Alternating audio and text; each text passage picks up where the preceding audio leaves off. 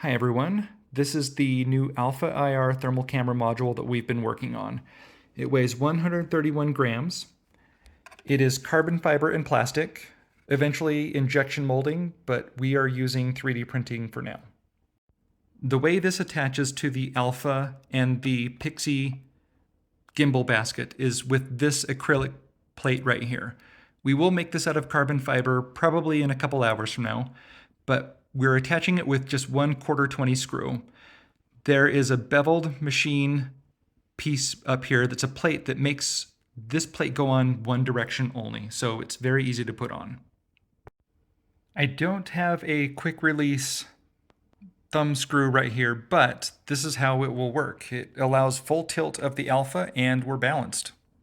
This is what the setup will look like from the front. We're putting a full-size SD card on it. That's the access port right there. All of the wiring that you saw will demonstrate last time, and what you've seen with the previous AlphaIR build is the exact same. So the exact same two USB 3 wires, USB-C wires will work on this build. Thanks, guys.